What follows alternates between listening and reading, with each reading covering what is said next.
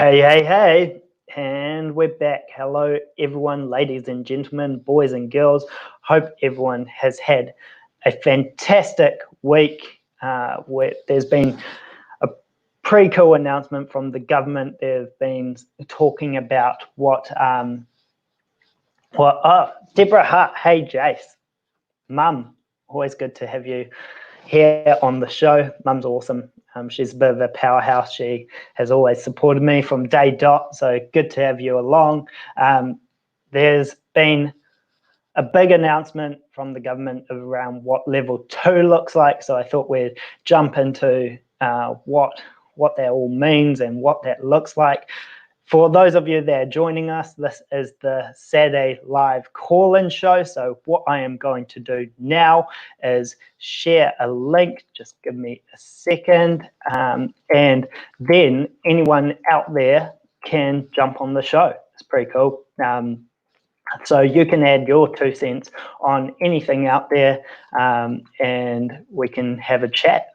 Jump into the show. Cool.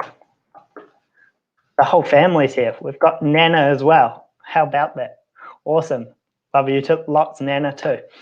So jumping into today's topic, level 2, exciting stuff because we are heading into times when there's a little bit more normality. A lot of businesses can come out of a remote setting and they can jump into what feels like the new normal. Obviously, we can't just forget about what's happened in the past. We don't actually know when we're going to jump into level 2 yet. I think the announcement comes out on Monday, but it's still exciting all the same because it gives people direction, it gives people a little bit of hope, and it gives a little bit of insight or gets the cogs turning in their heads around what their businesses can actually do.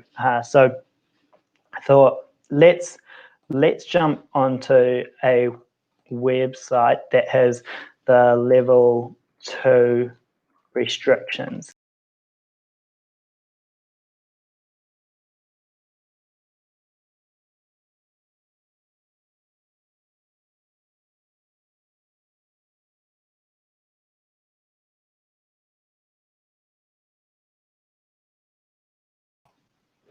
Oops. Whoopsie with the broadcast. I thought I actually pressed the wrong button on it, but I thought we'd jump onto a site that has the restrictions and just discuss them, and then it keeps everyone informed, up to date, and then when we hit the ground running, whenever level 2 happens, we can see what that all looks like. So level 2 restrictions, let's pull up the screen on here.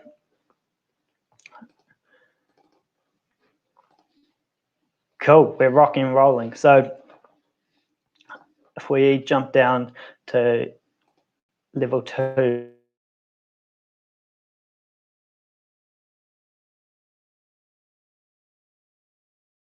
restrictions are now groovy. Businesses can restart for staff and customers. Bubbles can cease. Domestic travel recommences. Schools and early learning centres can open. Gatherings both indoors and outdoors are limited to 100 people. That one is a sticky one for a lot of people because especially in the events industry. The events industry, we're hoping to get back to level 2 because previously we've had the ability, or when we were in level 2 earlier, there was the 500 person limit, which gave you a bit of a capacity to run a small event in the grand scheme of things. But because it's only 100 people, it means that it's a lot harder to run a event, especially on a commercial level. Public places reopen, sport and recreation comes back on stream, including professional sports competitions. I know there's a lot of Kiwis out there who are keen to jump back into sport. So sport seems to be in New Zealanders' blood, so it's pretty cool that that's happening. Home gatherings must be kept small. Hospitality must follow the 3 S's: seated, separated, single server. So obviously a big change from level 3, where we're heading into times that will allow a bit more function in society, a bit more movement. I think a lot of people want that human-to-human interaction. I've been on a lot of Zoom calls over the past weeks, and the people, especially recently, I've seen a lot of agitation, or they're starting to get lonely wherever they are. At the start, that they can make themselves busy, and they can find things to do with themselves, whether it's picking up new hobbies or doing things that just takes their mind off the situation. But as time has gone on, that has seemed to wear off a little bit. And so there's everyone's talking about the health crisis, everyone's talking about the economic crisis, but no one, it hasn't come to the forefront quite yet about the mental health crisis quite yet. I think that we are going to face that in the times to come. We need to address it. If it's not hitting the news yet, I think it definitely will catch up with us. So that's something to think about. There's also been an industry that's forgotten about in the hospitality industry, which is the clubs. So obviously, restaurants can open, the bars can open, people can be seated and dine and eat food, but clubbing is a voice that hasn't really been heard, I don't think, by the government. We obviously, there needs to be social distancing, and with clubbing comes alcohol and everything like that, but I'm really empathetic to those business owners who do run clubs, and they're not able to reopen because obviously under those businesses there's the business owner who needs to put food on the table, there's all the employees that rely on that business for an income stream. So there's a lot of people out there who in that industry who are thinking, when are we going to level 1? So they've been waiting for this announcement to level 2, but unfortunately it didn't really swing in their favour.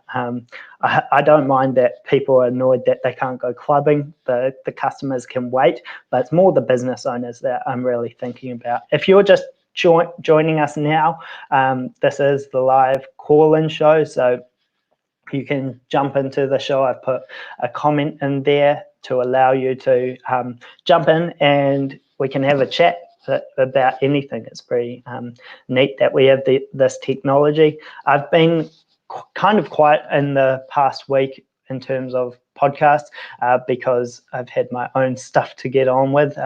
Everything has been catching up with me, and so I've tried to have a bit of a productive week. But off the back of that, we have a mega week coming up. So we have, I'll pull it up actually, because it's pretty neat who's coming on the show. We have, if you have a question also, if you don't want to jump onto the show itself, then just comment below. I'm happy to ask about different. Look at this, the one and only Deborah Hart. Hey, Jase. Oh, you're live. Hey, Jase. How are you? Clean underwear on? Absolutely. This is my mother. Hey, I'm the Daily Jase's mother. Absolutely. Go have the mother along. How's things on your end, on your bubble? God, I miss you. Stop it. You'll make me blush.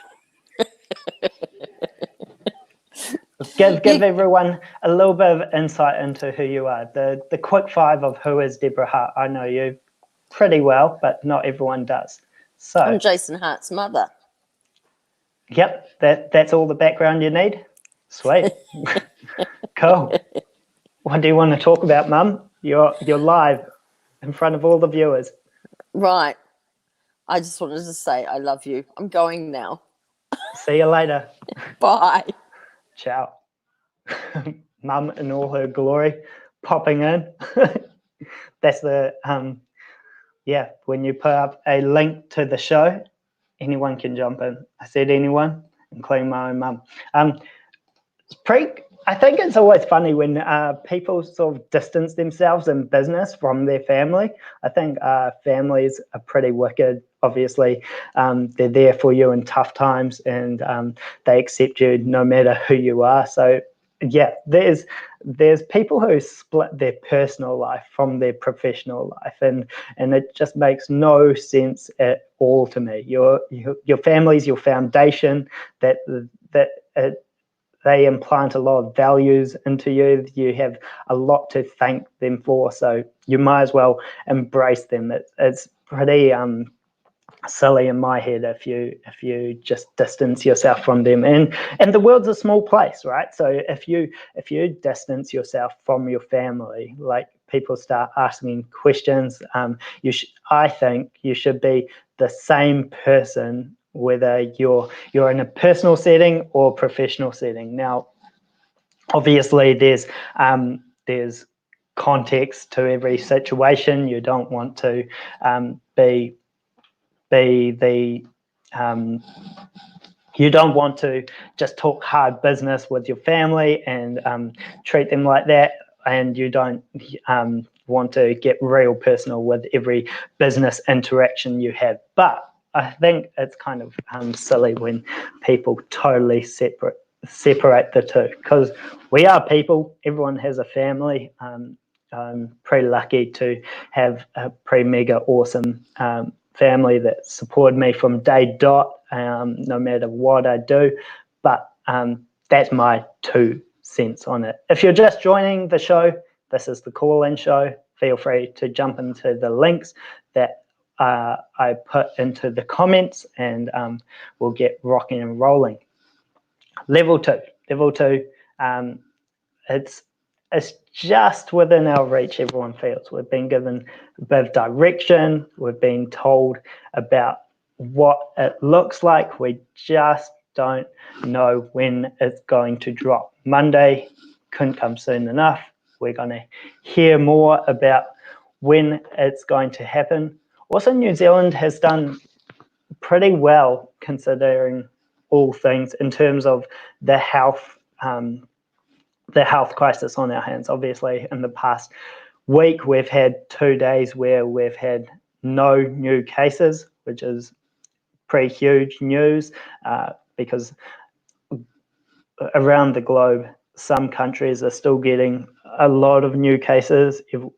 Some countries are talking about second waves. So even though the curve initially went up and then it's starting to drop, they think that people will get complacent or they'll get agitated that they're still staying at home when there's a drop in the number of new cases. And so with that comes people I guess coming out of their homes and interacting a whole lot more, and that leads to more and more cases. And so that's why they're talking about the second wave is coming. But New Zealand, we've been lucky enough to have clear direction. Obviously, there's a lot of hard skills that businesses focus on, like the finance, the marketing, the product. But one of the skills that gets underrated in a business is the communications, because it's considered a soft skill. And I think in times of crisis, or times that you need to set direction, or times that you need to go on a new path, communications needs to be prioritized, and I think that's what is really good, and one of the strengths of our Prime Minister, that she's really good at communicating with the country about what's happening. Now, it doesn't matter whether you're a Labour supporter, a National supporter, whether you're right or left. I don't really care about those things too much, but I think we can all agree that she's been communicating with the country on a pretty awesome level. And I think the rest of the world is pretty envious of us because of it. We actually know where the country sits on a lot of things, even though there's people out there who believe we should be coming out of lockdown, that this lockdown has lasted too long. I get all that, I really do. That we didn't really need to take the measures we took. There's been a few jabs at her in the media. Simon Bridges has taken jabs at her. There's also been, is his name Mark Richardson, the broadcaster?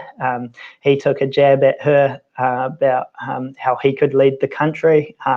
So she's been taking some hits over this, but I think on the whole, we need a leader who can communicate and articulate what's happening clearly, and she has done so.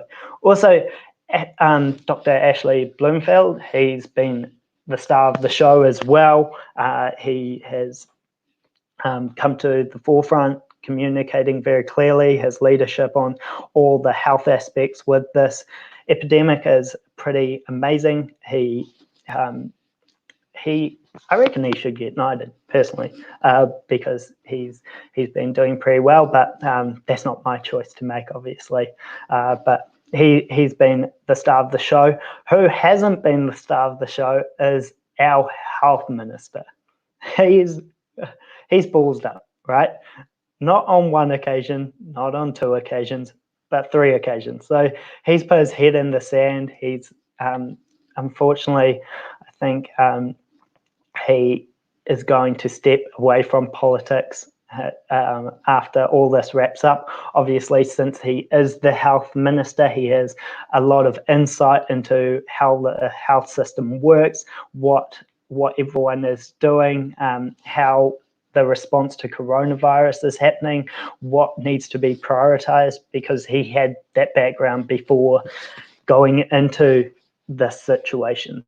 But I think his first move was when we were in level 4, he went mountain biking when people were told not to do any extreme sports that might cause injury, because then it puts stress on the health system if you need to get admitted to hospital. So he did that, and then he was caught at a beach away from his bubble, or not near his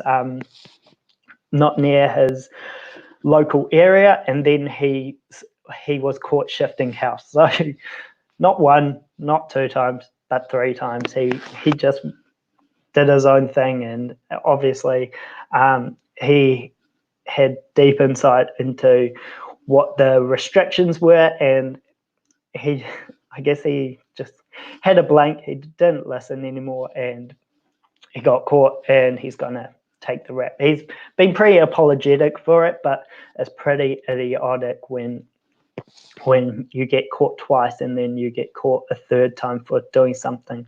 So yeah, he's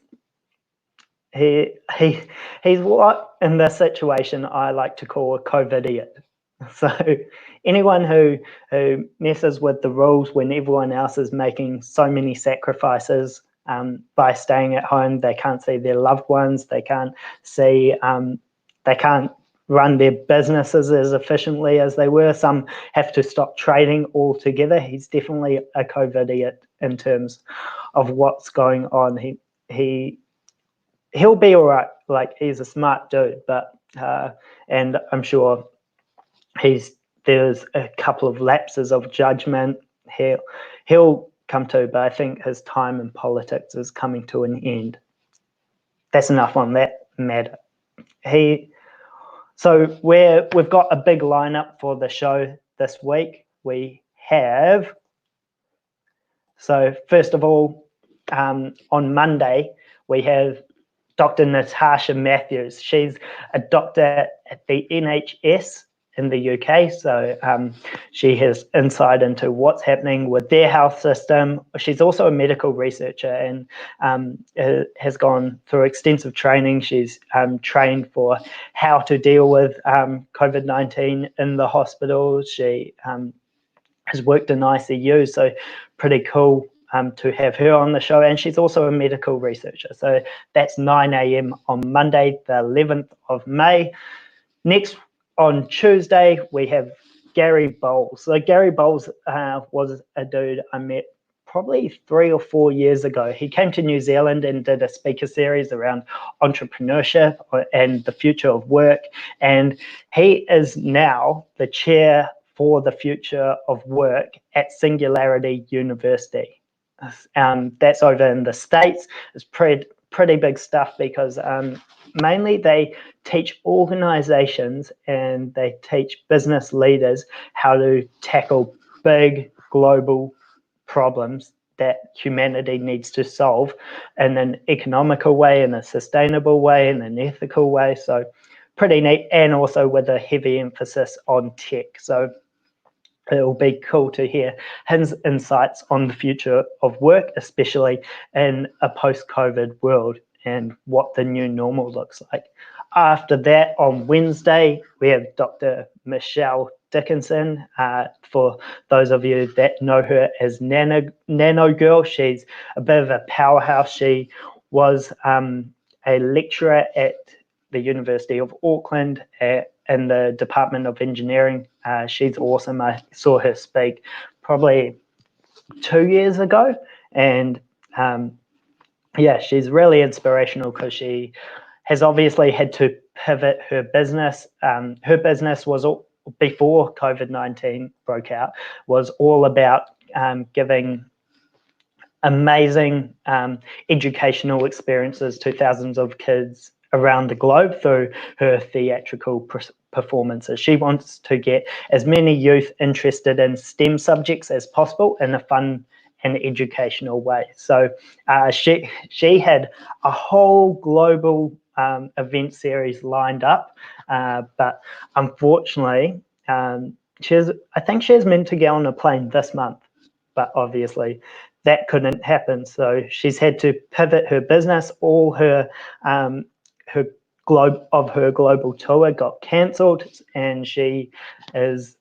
now pivoting her business to deliver educational products online. So I'm really curious to hear her thoughts, one around the science because she's a scientist, but also two around business and how the models of business are changing. After that, on Thursday, we have Holly Bennett. She's a powerhouse New Zealand government relations dynamo. She is the founder of HSB Government Relations. She's worked in Parliament, not as a MP, but she knows the ins and outs of how government works. It's a world I'm not too savvy with. She's also a lawyer, so really excited to have her on the show. And then we finish off the week with Lawrence Lotze, the Wolf of Queen Street podcast host. He interviews a whole bunch of business leaders or business owners on his show, and he's also a public speaker. So really excited to have him along as well. So we've got a full week. It's going to be jam-packed. I'm really excited for who's coming on the show, and hopefully gives a little bit of value into the daily Jase live community. If you're joining us just now, this is the live call-in show, so you can give your 2 cents on anything. You just have to click the link, and then you can jump on the show, which is pretty neat. So yeah, big weeks coming up. I think that through all the people that I've interviewed, the consensus has been pretty clear on what people need to do. They need to be empathetic to everyone's situation. We need to understand that everyone is going through tough times, and we need to be kind. So the people that will win the people that show their human side a little bit, and understand that people need to have a bit of leeway now. So they'll hurt in the short term, but long term they'll win. So I was talking to Sam Stubbs a couple of weeks ago. He's the founder of Simplicity, managing director of Simplicity, which is a fund that helps manage KiwiSaver, but only invests in ethical funds, which is pretty cool, pretty neat. And he has a really optimistic view about New Zealand. He said that we've got really low government debt.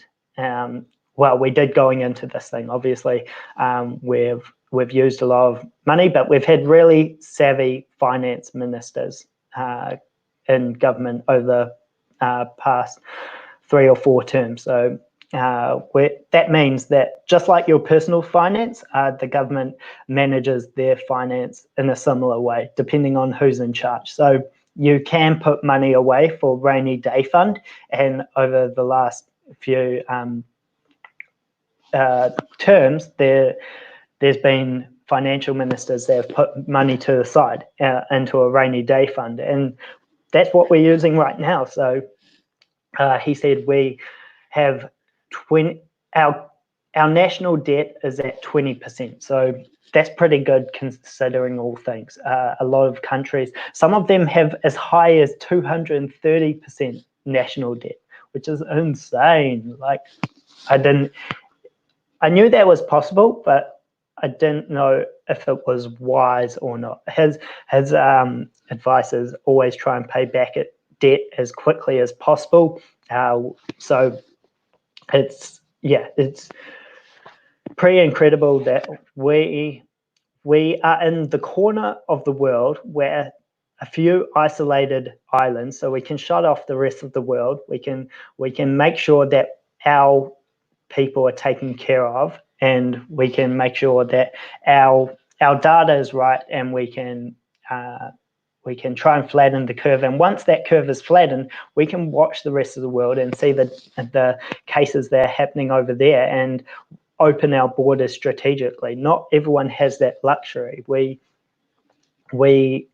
like if you're on mainland Asia, you have so many countries trying to manage the situation. Europe, Africa, South America, North America, pretty much everyone apart from New Zealand and a few island countries having troubles managing this. So it's pretty awesome that we're here. Thoughts go out to the rest of the world who are struggling, because it is a struggle. It's a complex situation. If people need to be locked down in their homes, people just don't generally like it. Obviously, it hits their pockets pretty hard because they can't go work. So it's, be thankful we're in New Zealand. There was also another announcement from the government about every business can get 10 grand out to help float their business. That's a loan from the government. If you pay the 10 grand within a year, it's interest free, which is pretty mint. Not many loans allow you to do that, especially a business loan. So I think the government seems to be doing the bank's jobs. If there was ever a time that the banks need to think about what they can do ethically, it's now. And it sort of amazes me that they make so much profit. This is in general terms. The big banks make so much profit, and when there's a global pandemic, they can't help the community out and put a scheme in place like the government is doing. And then the government said that if you can't pay that debt back after a year, it's only 3%, which is an amazing interest rate for the government to offer. Obviously, the government has a role in society to get the economy stimulated, rocking and rolling, get back on the horse, make sure that everyone starts spending again, so that so that the money flows and people get paid and unemployment drops down. and the banks don't have those obligations, or that's not their intentions. They don't have to run a country. But it would give them mad cred if they did do something like that. They have a lot of ability to. Obviously, the banking machines aren't geared in that way. The individuals in banks are good people. They're really good people, but the banks themselves, the machines, are there to make a profit. All right, so it's the people round the table making all the decisions at the top could steer it in a slightly different direction in order to benefit the community at large. People would love them. They would get so many customers overnight if they came out with these plans. They're in saying that, people are having discussions with their banks, seeing what options are available. There might be leeway on a situation to situation basis. I get that, but in terms of coming out with a global plan, that would be pretty neat in my eyes. So yeah, the government loan 10 grand, and for every employee that the business has, it can get an additional, I think, $1,800 as part of the loan, up to 100 grand. So they're willing to hand out loans between 10 grand to 100 grand to every business to help it through 2020 and a little bit into 2019, since the loans are for a year, and it can be up to 3 years, but then you get 3% interest on that cash coming in. So pretty cool stuff. If you're just joining now, we are live, and this is the call-in show. So you can jump on the show and have a chat. The link is in the comments. Just jump in if you feel like it, and we can have a yarn. My mother already did pre-crack up, but I digress. If you want to have a chat, jump on anytime.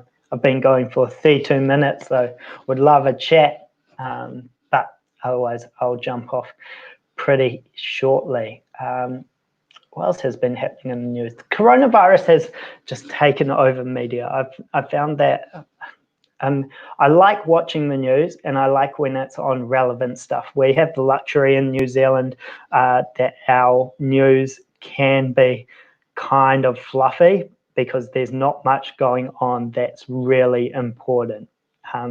Like I think I read in the paper pre-COVID-19, the papers have been swarmed with COVID-19 news. So before COVID-19 happened, there was stuff like road gets blocked by sheep, and farmer saves girl from getting trapped. Like, what kind of news article is that? You know, we're very lucky in New Zealand that we have a great country. There's no wars. There's for the most part, unemployment is low. We did have a housing crisis not too long ago, a year ago. That's been put to the side a little bit. In Auckland, I know that the housing market has skyrocketed over the last probably 5 to 10 years.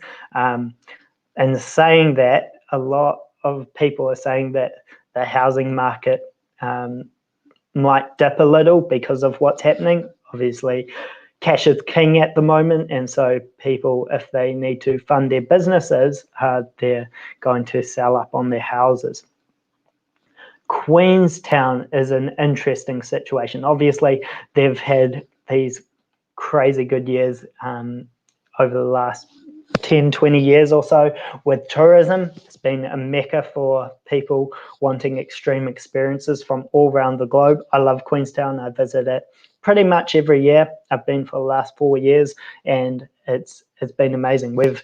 We run a yearly junior rugby festival down there, and Queenstown has always been really accommodating.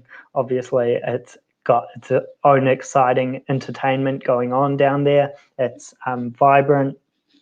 There's a lot going on, but with tourism drying up, with COVID-19, there needs to be a solution to all that. I've heard theories that to save Queenstown, tourism will be replaced by tech, which I'm excited for because I think nationwide that could be a general trend. I'm sad, in fact, tourism is drying up because New Zealand's an amazing country. Why wouldn't people want to visit here? But tech can do amazing things for this country, and we've got the brains to do it. There's amazing New Zealanders out there. Obviously, Zero is an amazing story that came out of New Zealand. It's going global. Also, we have Peter Beck and his rockets at Rocket Lab. That's insane. Who would have thought New Zealand would be in the space race? So he's up there with the likes of SpaceX, Elon Musk. It's big stuff when we're sending rockets to outer space. If you're just jumping on, jump into a show, would love to have a yarn, and you can give your 10 cents on whatever you want. But yeah, New Zealanders are doing incredible stuff. We've got so much talent in this country. It's really, I think that New Zealanders, New Zealand, we just have this ecosystem of people that want to get stuck in. We're very humble people as well. We give other people credit for amazing things. We don't like to take credit ourselves. I think that feeds into our tall poppy syndrome, which I actually don't like in the slightest. I think if you're doing well, then people should celebrate it. We should be screaming from the rooftops that certain New Zealanders are hitting the world stage and they're being successful. Like Robert Hollis says, when New Zealanders win, New Zealand wins. I really like that. I also heard from David Seymour when I had him on the show that it's not that we don't like tall poppies. We love successful New Zealanders, but we don't like different poppies. We don't like people doing it in their own way. We don't like them going on a different path to success. We like them if they're All Blacks. We like if they're All Black coaches. We like them if we can relate to them. But if they're creating success in their own way and they've got their own style, people tend to gravitate away from them. I think everyone has their own quirks. Everyone has their own things going on. They've been molded in a certain way because of their background, because of how they're wired, nature versus nurture, that they're their own person. We should celebrate that. If they're a good person, they're a good human, they're doing good things, then we should put them on a pedestal, give them a round of applause, make sure that they've got the tools that they need to thrive. And that sort of leads into this thought of, should people aim for wealth? And I think people shouldn't chase money alone. I think people have the right to be successful. People have the right to make money, especially if they take on risk at the start of their journey. So that a lot of businesses are geared towards making money, but business involves quite a bit of risk. You need to understand that when you're a business owner, there's a lot on the line and you have certain obligations to meet. You need to pay all your suppliers. You need to make sure all your employees are paid. You need to make sure everything is up to scratch, especially in terms of health and safety. You, as a director, you have a lot of obligations that you need to keep. In saying that, I personally believe if you make a lot of money, you have to understand that you're in a privileged position and you almost have an obligation to society to take care of those that don't have that privilege. So I don't believe in handouts, I believe in hand up. So everyone knows that the poverty cycle is real. If you've ever felt it, it's a scramble day to day. You need to make ends meet. I've never reached poverty. I've always tried to be resourceful and have a creative mind, and so I'm very lucky for my upbringing, and also for the support I've had throughout the years, and so that could enable me to do that.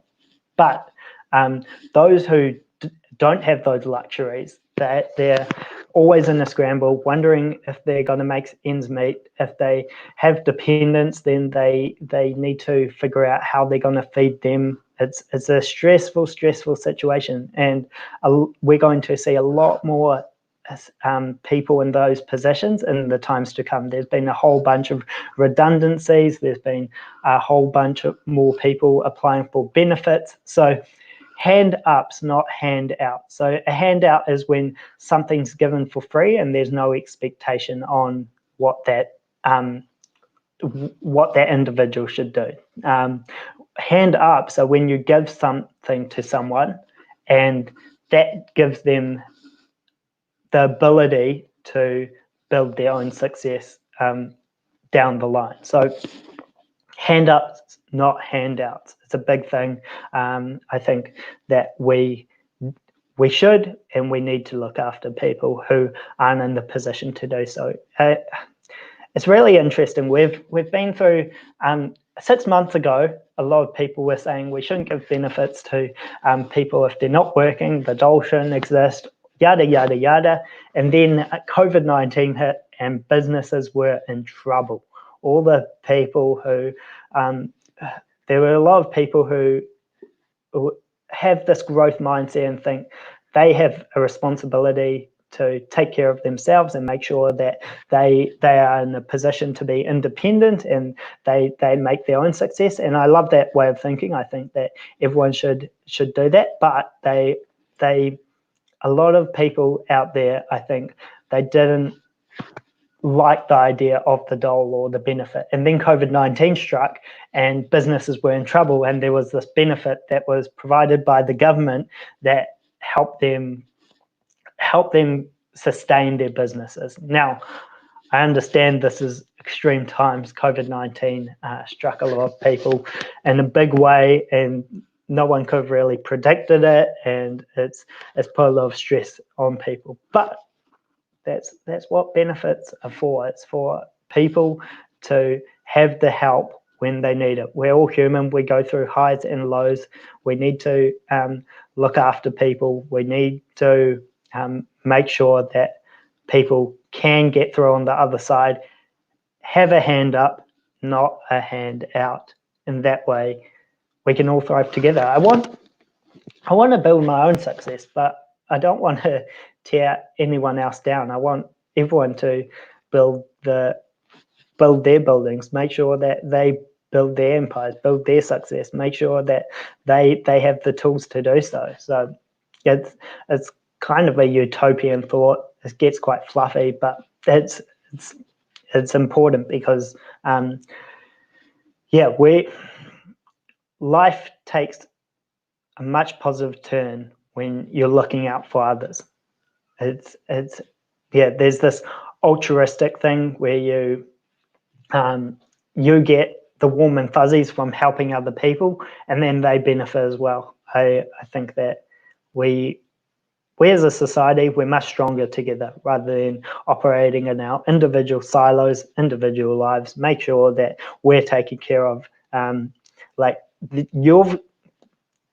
You've got to make sure that all your basic needs are taken care of, otherwise you're always in panic mode. But once those are taken care of, you have the ability to start reaching out, use your talents for good, not for evil. Give a little knowledge to other people that might help. Give it a little resource to other people, whether that's food deliveries, maybe it's just your time. Give them a call on the phone, make sure that they're all right. It's really important. So I've been on here for 44 minutes, 28 seconds. It's been fun. If you want to jump into the show, now's your last chance. The link is in the comments below. Make sure you check it out. If not, I will jump off. I'll give another minute. Exciting week coming up. Got a whole bunch of cool people coming on. I'll run through them once again. I did earlier. But we've got Dr. Natasha Matthews on Monday. She's a doctor at the NHS and also a medical researcher. So really excited to hear what the UK is doing throughout all this, how they've responded and what they're going to do in the future. Gary Bowles, he's the chair for the future of work at Singularity University, a really exciting bloke I met him 4 years ago. He has incredible insights around what the economy is doing, also what work looks like in the new normal and how society is going to change. So he's on Tuesday. Then we have Dr. Michelle Dickinson. She's an incredible person, and it'll be interesting to hear her thoughts on the business side, since she's runs her own business and she's had to pivot big time, but also on that science side, because she was a university lecturer in the engineering department, so she'll have insights there. Holly Bennett, she's a New Zealand government relations dynamo. She is a lobbyist, HSB founder, so she'll know the ins and outs behind what's happening in government and parliament, a world I'm not too savvy with. And then Lawrence Lotze, so he's a podcaster as well. He runs the Wolf of Queen Street podcast show, and he talks to a bunch of different business owners and business leaders, so he'll be able to talk about what is happening on the ground with business. And yeah, then there's just me who is running the show. So epic week coming up. I don't think there's anyone who is going to jump into the show at this point. I hope everyone has a great weekend. I'll post up tomorrow all those people that are coming up throughout the week, so that then if you want, put in your diaries, you can have an hour with those guests and listening to them. You can post your questions in the show, so that then they can give their insights to whatever you want to hear about. So that's all from me. Have a good weekend. I'm looking forward to crunching into some solid work. I've got a big to-do list, but we'll see you all shortly. Peace.